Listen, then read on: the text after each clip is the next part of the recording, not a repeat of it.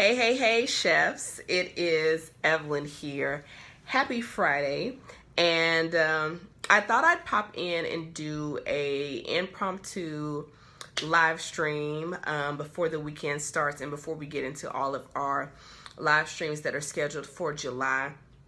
But I wanted to pop in and I wanted to talk briefly about how to work smarter and not harder. And so I know we've got some new people in the group, so let me just give you a little bit of background about me. I'm Evelyn, also known as Chef Evelyn on the internets and professionally. And I got started in my business about 10 years ago. And, I was getting out of culinary school. Hello. I was getting out of culinary school and I went to work for a gentleman who had his own business. And so I was really excited to be interning with him. Hey, Cornelia, I got a phone call. And, I was really excited to be working for him because I knew that I didn't want to work in a restaurant or hotel and I wanted to have my own business. And I saw that he was stuck in his business model that, the way he had structured his chef business was that if he wasn't working, then he wasn't generating income. And I knew that that's not what I wanted to do, right? So I spent the past several years, or I spent the first couple of years, hey, Anika, building my business in such a way where I still wanted the lifestyle that I had when I was an engineer. I still wanted that financial lifestyle, but then I also wanted time freedom and I didn't want to be in a business that I couldn't get out of. And so I've seen a lot of questions, some in the group and some emails that I've gotten, and just talking to different chefs about how to work smarter and not harder in their business, right? Because you guys know as well as I do that when you're in the culinary space or when you're in the personal space,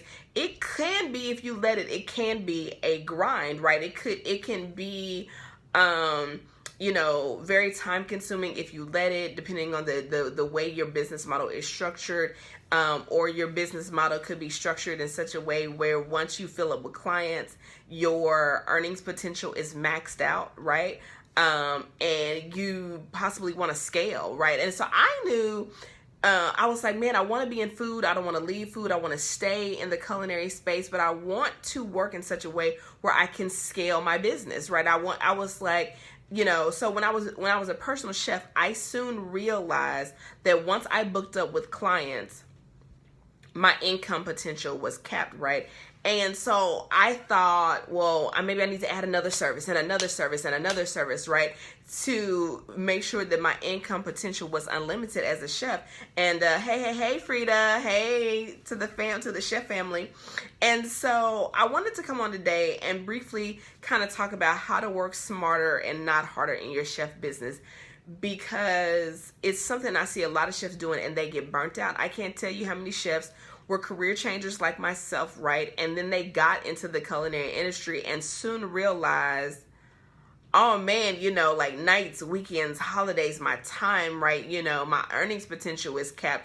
And unfortunately, I saw a lot of people go back to the same careers that they wanted to leave behind in the first place, just because the way that they had designed their career or their business as a chef was not conducive for the life that they wanted, right?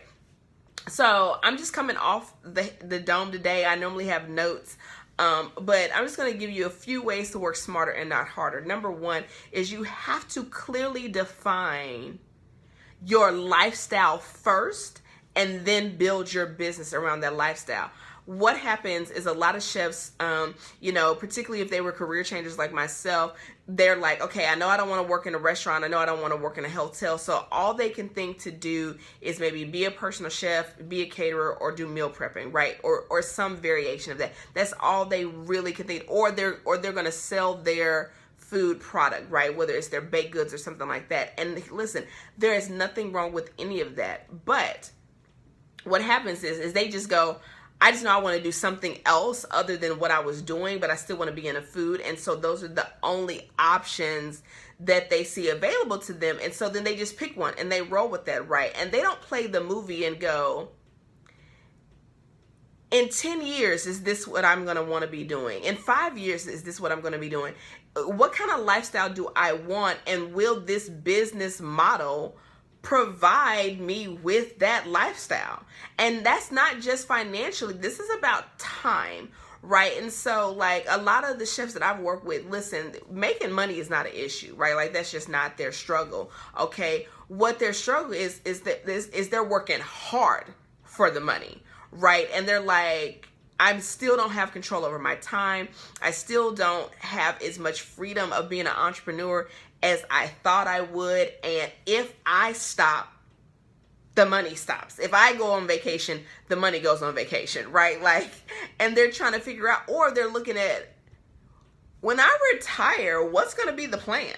You know what I mean? And so like the chef that I was working for, he was like, I can't really, stop. He was like, I have to take a lot of jobs, a lot of clients before I want to go on vacation. And then when I go on when I come back from vacation, I got to take a lot of clients to offset for the time that I was off. He was like, God forbid that I get sick. He was like, or he was ready to retire in a few years. And he was like, but I can't, because then I'll have no income coming in, right? Or I won't have enough, right? I think he had, some previous 401ks and some stuff like that from other jobs. But, as far as just, regular everyday living, he didn't have that. And so I think the first thing to work smarter, not harder, is you have to decide your lifestyle first and your business second, not the other way around. You need to decide how you want to live and function as a human and how much it costs, and be honest with yourself about the kind of income that you want to make, and then design your business around that versus just, okay, these are the only career paths for a chef that are not working for somebody else. So this is the only way to be a chefpreneur, right? So that's one. Okay. The second thing is thinking outside of the box about what you want to do. I remember in the food space, and I remember, I was looking at kind of the options, and listen, I went down the route of, trying to, I was a personal chef for a while. I did meal prepping for a while. I did meal planning for a while. I sold my baked goods for a while. Like, I did a lot of different things, and I was like, none of these really seem to be fulfilling me, right? Like, and they're not providing me with the lifestyle that I desire. So one of the things that I always encourage chefs to do is think outside of the box, right? Look at other industries and go, is there a way that I can blend this other industry or this other business model with what you want to do in food, right? Is there a way to blend that together? Okay. And that's what I did. For me, I got exposed to the world of making money online, and I was like, ooh, I really like that model, but I still want to be in food. Like I remember thinking, I saw people doing courses and classes, and I came across this chef, and he was teaching people how to cook online, and he was making $40,000 a month. And I was like, wait, what? I never even thought to do that, right? And so one of the things that I would encourage you to do is to really look at, is there a way that you can take what you love to do in food and combine it with something that's not traditionally in the food space and make a career out of it? I've done it, right? So that's the second thing on how to work smarter and not harder. So the first is establishing your life first and then building your business around it. And then the second one is thinking outside of the box of what your skills as a chef, what you can do with that outside of the traditional restaurant catering, personal chef, meal prep, whatever. That's fine. There's nothing wrong with that. But ask yourself, are those business models going to meet your lifestyle requirements? And a lot of times people don't know that those business structures are not going to meet their lifestyle requirements. Because they are doing well right now. You're making money, your client load is full or whatever, and you know what I mean, you haven't really sat down and thought about, is this how I want to work, and what is this going to look like in 5 to 10 years? So that's the second thing. The third thing I will encourage you to do, if you want to work smarter and not harder in your chef business, is get some guidance. Let me say this.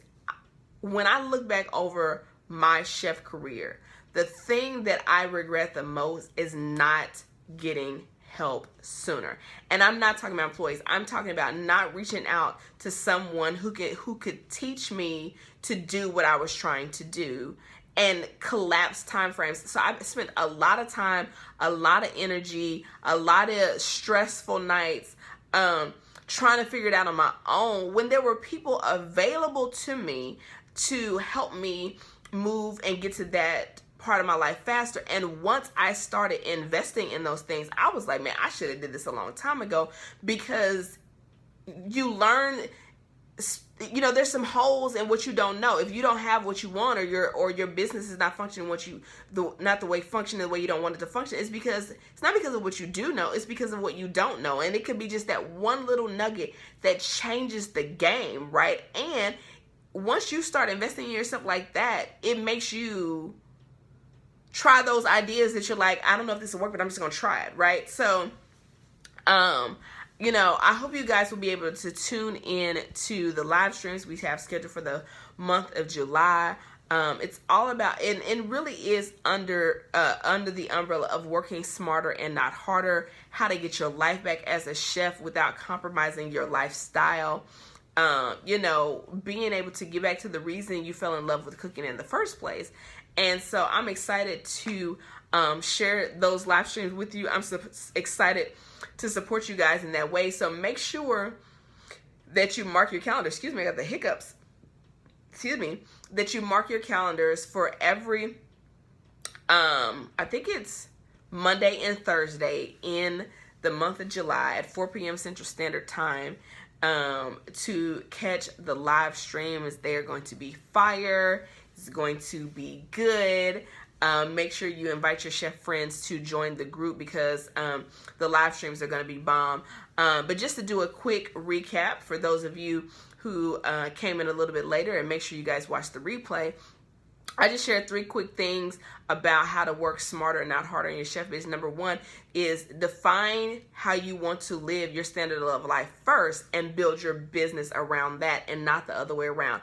Don't build your business first and then try to figure out, hey, Ann, and then try to figure out where your life fits in. Lay out how you want to live and be honest with yourself, and then adjust your business to fit the way you want to live, right? I am a chef who knew she wanted to work from home, and I know that's weird, and I was like, I'm going to figure out how to do this.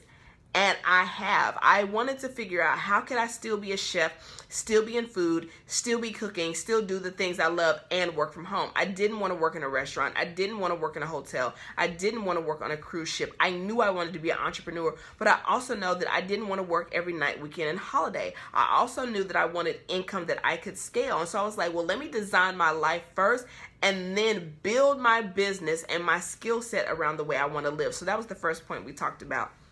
Okay, the second point that we talked about was thinking outside of the box as far as what your culinary skills, what you're good at, and how that can fit into different business models that maybe aren't traditionally a part of the food space, right? So, you know, when we think about chefpreneurship or being a chefpreneur, typically we think about either that somebody that owns a restaurant, owns a catering business, is a personal private chef, or does meal prep or meal planning or something like that, or sells their food products.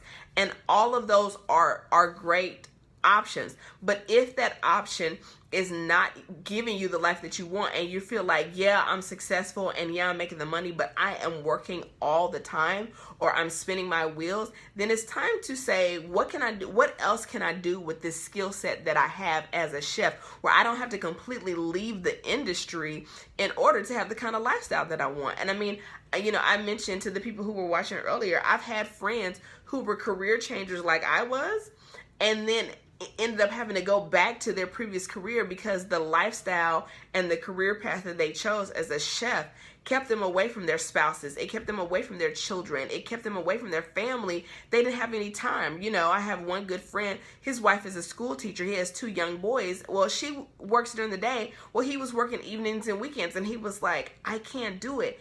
And he had to give up his career as a chef and go be a gym teacher.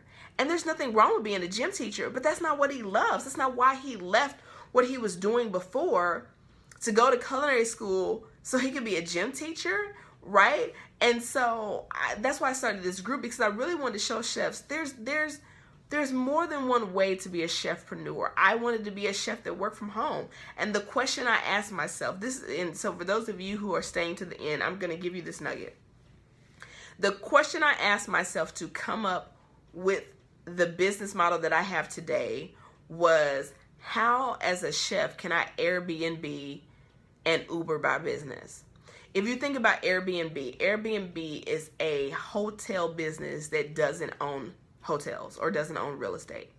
Uber is a taxi service business that doesn't own a single car, right? And I ask myself, how can I be a chef and work from home and have control over my time and not be cooking when everybody else is out enjoying their life and their significant other and their families and their holidays? How can I be a chef and not have to work when the rest of the world is living? And I figured out how to do that. So I'm going to be sharing with you guys. Oh, and the third point that I mentioned, which I feel like is like should have been number one, but all three of these points are things that I've had to do and they were really good to help me work smarter, not harder, is that I would have gotten help sooner. And when I say help, I'm not necessarily talking about employees, right? Because I don't even have employees. I don't desire employees. When I do need help, I have ways of getting help, and I talk about that in the Chefpreneur Academy. But what I wish I would have done sooner, and wish I would have not wasted so much time and energy and money and stressful nights and missed holidays and missed birthday parties and missed graduations because I was working all the time, was I wish I would have saw someone who was doing what I wanted to do and hired them to be my mentor sooner. I just wish I saw the programs, I saw the courses, I saw the coaching, I saw the classes, and I did not hire them because I was like, oh, I'll figure it out on my own. And I did, let's be clear, but it took me 10 years. And it cost me a lot of memories along the way. So anyway, for the month of July, I hope you guys will be able to check out the live streams. I'm going to be talking a lot about getting your life back as a chef, sharing about how I work from home as a chef and I get to cook what I want to cook. I still get to enjoy food. I still get to cook. I still get to share food with people, and I get to do it at home. And I get control of my time with an untapped income potential. So I'm excited about that.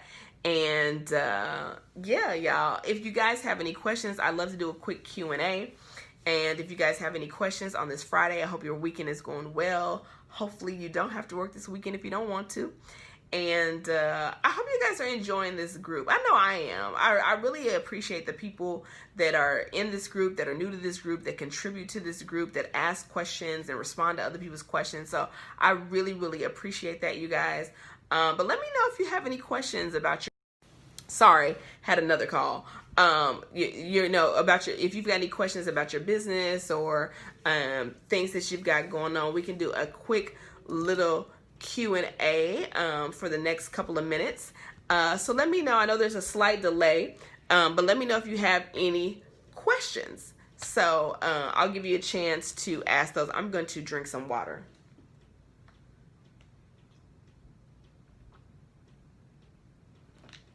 All right.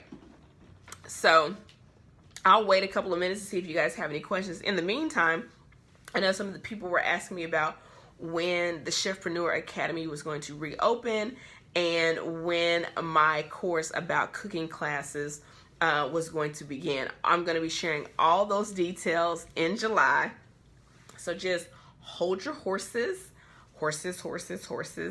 And I'll be sharing all of that because I have got some good stuff planned for you guys in July. So if there's not any questions, then I hope you guys have an amazing weekend. I hope you had a great week, and I will see you on Monday for our first live stream of July. All right, peace.